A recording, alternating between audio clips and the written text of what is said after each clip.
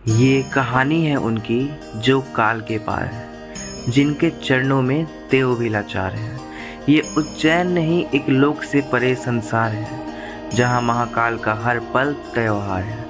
Hey, it's me Arav and this is Ujjain. So let's begin this vlog in the name of Mahadev. So guys पिछले vlog में आपने देखा था कि मैं ओमकारेश्वर से उज्जैन पहुंच चुका था। तो उज्जैन पहुंचते हमें रात हो गई, तो अभी हम सोएंगे। मिलते हैं आपसे सुबह में। Good morning guys. तो आज का हमारा दिन महाकालेश्वर को समर्पित है और आज का मेरा ड्रेस कोड धोती कुर्ता होने वाला है। जय श्री महाकाल दोस्तों। तो हम लोग निकल चुके हैं महाकालेश्वर दर्शन के लिए। तो लेकर आता आपको दर्शन, मिलते हैं आपसे आगे ब्लॉग में। सो गाइज उज्जैन में हमने ऑटो बुक किया है जो कि हमें सारा प्रमुख मंदिर का दर्शन कराएगा। तो अभी हम जा रहे हैं सबसे पहले शांतिपनी आश्रम, जहाँ कृष्ण जी ने अपनी शिक्षा प्राप्त की। तो ये है वो आश्रम जहाँ मंदिर भी हैं। तो मंदिरों के हमने किए दर्शन और मंदिर के पास जो पार्क है, पार्क में हम घूमने गए। यहाँ श्री कृष्ण जी से जुड़े हुए बहुत सारी चीजें हैं जिससे आपको बहुत ही कुछ पता चल सकता है। जैसे कि यहाँ का ये संग्रहालय जिसमें कि पूरा कृष्ण लीला महाभारत चित्र के माध्यम से दर्शाया गया है और चित्र के साथ साथ यहाँ पूरी कहानियाँ और श्लोक भी लिखे गए हैं। तो आप पढ़ के भी समझ सकते हैं और देख के भी समझ सकते हैं। तो हमने यहाँ अच्छे से घूम लिया और दर्शन भी कर लिया। तो अब हम निकलेंगे यहाँ से दूसरे मंदिर के दर्शन के लिए। तो हमारा दूसरा मंदिर जो है वो मंगलनाथ मंदिर होने वाला है, जहाँ मंगल देव की पूजा अर्चना होती है। ये है मंगलनाथ मंदिर का एंट्री गेट और यहाँ से हम मंदिर में प्रवेश करेंगे। तो इस मंदिर की विशेष बात ये है कि अगर किसी के कुंडली में मंगल दोष हो तो यहाँ पूजा अर्चना करके अपना मंगल दोष खत्म कर सकता है। मंदिर में ज्यादा भीड़ ना होने के कारण हमारा दर्शन 5 मिनट में ही हो गया। तो यहाँ हमारा दर्शन बहुत ही अच्छे से हो गया और अब हमारी बारी है अगले मंदिर जाने की, जो कि है काल भैरव मंदिर। तो काल भैरव मंदिर जाने से पहले हम टाउन के बाहर जाएंगे मदिरा लेने, क्योंकि काल भैरव मंदिर का ये मान्यता है कि वहाँ प्रसाद के रूप में मदिरा का सेवन होता है। पहले मदिरा मंदिर के बाहर ही मिल जाता था, पर अब वहाँ के गवर्नमेंट ने बैन कर दिया है, तो हमें जाना पड़ता है टाउन से बाहर लाने के लिए। और अब हम काल भैरव मंदिर पहुँच चुके हैं और अब हम यहाँ से लेंगे प्रसाद और फिर मंदिर के लिए लगे लाइन में सम्मिलित हो जाएंगे। तो तकरीबन 3 घंटे लाइन में खड़े होने के बाद हमारा दर्शन हुआ और दर्शन काफ़ी अच्छे से हुआ।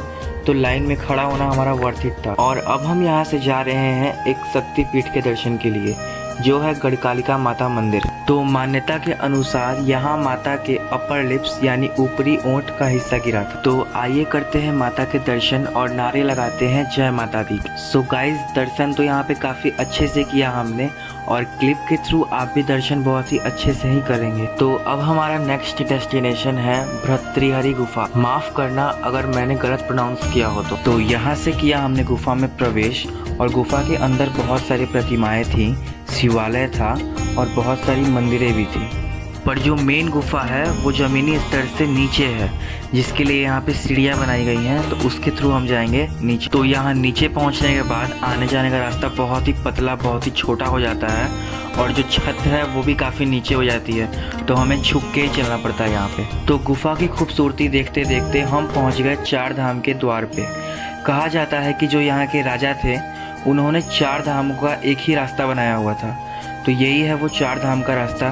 सो गाइस गुफा देखने के बाद अब हम आ चुके हैं महाकालेश्वर मंदिर के बाहर। तो यहाँ से हमने प्रसाद और फूल लिए और सीधे चले गए महाकालेश्वर मंदिर की ओर। मंदिर का जो रास्ता है वो महाकाल लोक कॉरिडोर होते हुए ही जाता है। महाकाल लोक कॉरिडोर में आपको शाम को दिखाऊंगा, क्योंकि शाम को वहाँ की खूबसूरती बहुत ही अलग हो जाती है। तो हम मंदिर के लाइन में लग चुके हैं और भीड़ काफी कम है, तो दर्शन बहुत ही जल्दी हो जाएगी हमारी। सो गाइज हमने तो दर्शन बहुत ही अच्छे से कर लिया और अब आप भी दर्शन कर लीजिए इस क्लिप के थ्रू। सो महाकालेश्वर मंदिर के दर्शन के बाद अब हम जाएंगे बड़े गोपाल गणेश जी के दर्शन के लिए। तो चलिए चलते हैं मंदिर के अंदर और करते हैं गणेश जी की विशाल प्रतिमा के दर्शन। तो हमारे गणेश जी के दर्शन हो चुके हैं और अब हम यहाँ से जाएंगे हरसिद्धि माता टेम्पल। हरसिद्धि माता मंदिर भी एक शक्तिपीठ ही है, जहाँ पे माता जी का कोहनी गिरा था। तो ये है हरसिद्धि माता टेम्पल और चलिए चलते हैं दर्शन के लिए।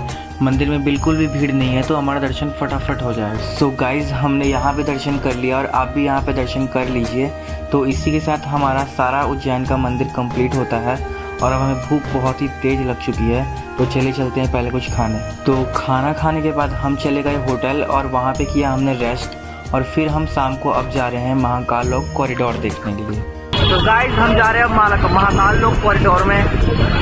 बने रहिए हमारे साथ और देखते रहिए ब्लॉग को और कमेंट में लिखते रहिए जय श्री महाकाल। और चलते हैं दर्शन कराते हैं आपको महाकाल लोक कॉरिडोर के। आप लोग महाकाल मान रहे हैं, चलिए टीका वगैरह लगा देंगे, हम ब्राह्मण मान चुके हैं अब। भगवान आज हमारे साथ है। मौसम बहुत अच्छा हो रहा, मौसम बहुत अच्छी हो रहा और क्या ही बताऊँ मैं आपको, बहुत ही अच्छा एक्सपीरियंस होना हमारे साथ। दिखाता हूँ और हमारा आउटफिट तो आप देख ही चुके हो क्या है और ब्लैक कुर्ता कैसा लग रहा हूँ मैं, ये भी आप बताएं कमेंट में।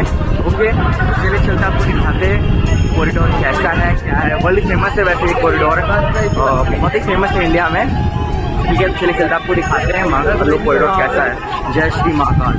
तो अभी हम लोग हैं लोक कॉरिडोर जाने वाले रास्ते पे और ये है महाकाल लोक कॉरिडोर का एंट्री गेट। एंट्री गेट से ही पता चल रहा है इस कॉरिडोर की भव्यता। ये कॉरिडोर इंडिया का सबसे बड़ा कॉरिडोर है और ये कॉरिडोर वर्ल्ड के सबसे फेमस कॉरिडोरों में से एक है। यहाँ दुनिया के कोने कोने से लोग पहुँचते हैं। तो गाइस कॉरिडोर बहुत बड़ा है और अभी हमने बस थोड़ा सा ही कवर किया है और बहुत ही मज़ा आ रहा है यहाँ पे। दिखाऊंगा आपको ब्लॉग में, तो आप देखते होगे कैसा है क्या है। देखिए बहुत ही मज़ेदार है ये, बहुत ही अच्छा है। हमें 2 घंटे का समय मिला इसे एक्सप्लोर करने में और 2 घंटे में हम लोग एक्सप्लोर कर भी लेंगे। ठीक है, चलिए दिखाता हूँ आपको ब्लॉग में। Let's go. इस कॉरिडोर का सबसे विशेष बात ये है कि यहाँ पे हमारे धर्म से जुड़े हुए सारे ऐतिहासिक चीज़ों को दर्शाया गया है, जैसे कि पत्थर पे लिखावट करके या पत्थरों को मूर्ति आकार दे करके या पत्थरों पे चित्र बना करके हमें बताना कि हमारा इतिहास क्या है। और ये कॉरिडोर सिर्फ महादेव को समर्पित नहीं है, बल्कि यहाँ हर देवी देवताओं को दर्शाया गया है, दिखाया गया है और बताया गया है कि हमारा इतिहास क्या था, क्या है और इसे हमें बिल्कुल भी भूलना नहीं चाहिए। और गाइस मैं बिल्कुल गलत था कि 2 घंटे में हम पूरा कॉरिडोर घूम लेंगे। वैसे घूम तो लेंगे पर अच्छे से विस्तार से देखते हुए अगर हम जाएं तो हमें पूरा दिन भी लग सकता है, क्योंकि कॉरिडोर बहुत ही बड़ा है। बट फिर भी हमने कॉरिडोर अच्छे से घूमा। तो अब हम जा रहे हैं होटल अपना बैग पैक करने, क्योंकि आज रात का ही हमारा ट्रेन है वेरावल के लिए। तो हम पहले होटल जाएंगे, फिर कुछ खाएंगे पिएंगे, उसके बाद हम जाएंगे रेलवे स्टेशन। सो गाइज इस व्लॉग को करते यहीं पे एंड और आपसे मिलते हैं अगले हफ्ते एक और नए व्लॉग के साथ। तब तक के लिए बाय, अपना ध्यान रखिएगा और हर हर महादेव कमेंट में ज़रूर लिखिएगा।